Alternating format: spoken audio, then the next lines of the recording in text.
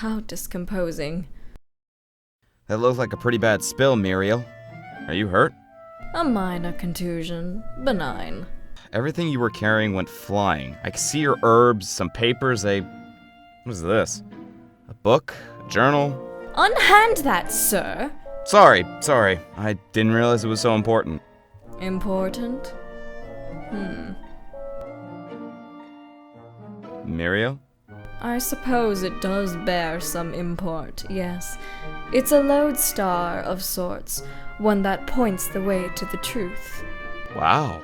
Who wrote it? A famous mage or something? Not famous at all, no. The author was my mother. Ah, that explains the rough binding. No offense intended. Still, that's amazing.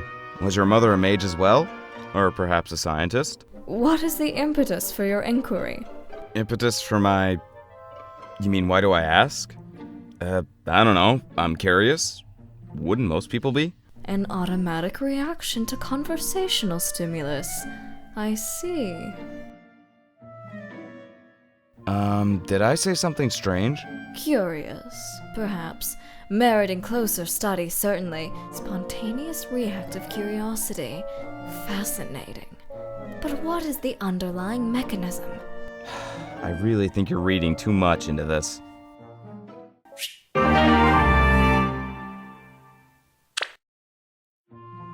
Oh, blast. My item pouch is gone. I must have dropped it somewhere. Is this the object in question? Ah, yes. My thanks, Miriel. I keep it tied to my belt, but it's always falling off for some reason. Such actions are indicative of a pervasive downward force exerted on the object. My mother's book contained a passage espousing a similar theory. So, can I have my pouch back now? Ah, yes. Here is the passage in question. On all objects there acts a force in which pulls them ever groundward. Though invisible and without apparent cause, it exists nonetheless. I posit that it is by this principle we remain rooted to the ground. Most intriguing. Miriel, hello? Yet birds fly unencumbered by this force. The sun and stars and clouds do not fall. What explains these exceptions? Miriel. Miriel! Miriel! Ah! Sorry. Didn't mean to startle you. My respiratory function ceased for a moment. This is very disruptive. Please do not scatter my thoughts further. Sorry. I require a method of quiet solitude to marshal my thoughts. Farewell. Wait, my... pouch.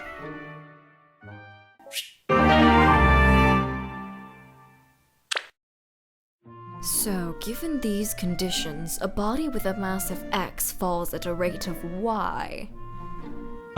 What are you doing with my item pouch, Miriel? Experimenting in an attempt to establish a unified theory of falling. Whether thrown, catapulted, or dropped from great heights, it falls to the ground. The results have been consistent across hundreds of trials. Hey, I had a lot of fragile things in that pouch. Potions and baubles and... You know what? Keep it. Thank you. Sometimes I wish you'd show half as much interest in people as you do in science. Well, I am interested in certain people. You, for example. Me? Why me? You have a virtuosic proficiency in strategy, despite your amnesia. It is truly fascinating. From this, we can extrapolate two possible hypotheses. 1. Talent is wholly independent from memory and experience. 2. Memories and experience related to the use of one's talents cannot be lost. Miriel, are you still talking to me? I am now, yes. You're not going to tell me not to disrupt your thoughts again? I can if you wish it. No, thanks. I'm just happy to know I wasn't a botherer, I guess. That would be difficult. You are the focus of intense interest on my part. Okay. I just don't like to think that I'm bothering a friend, that's all. I was unaware that our interactions had acquired the label of friendship. Why not? I think it must have happened somewhere along the way, right? No? Fascinating.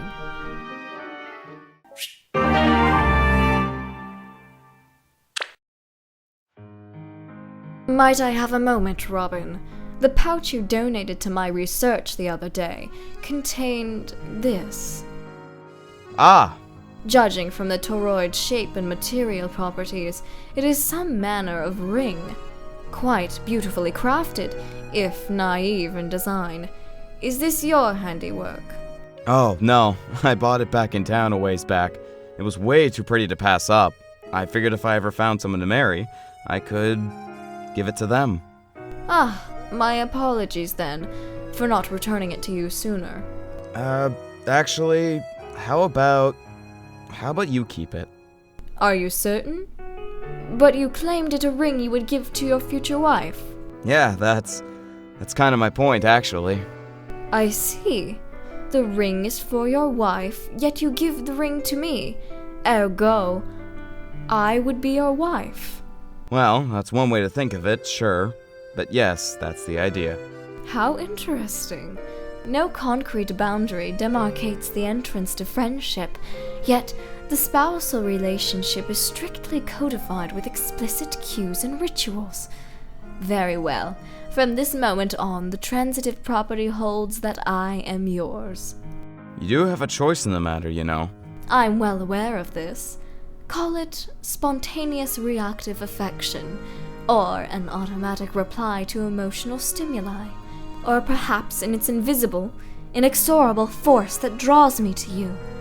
Whatever the causation, I suspect I've fallen for you. Ah! This calls for a new unified theory. Well, we've got the rest of our lives to figure it out. And the rest of my life to try and understand what the heck you're saying. Yes, let us begin the experimentation immediately. What rapture! To have an astute, significant other with whom to scrutinize this world's illimitable mysteries.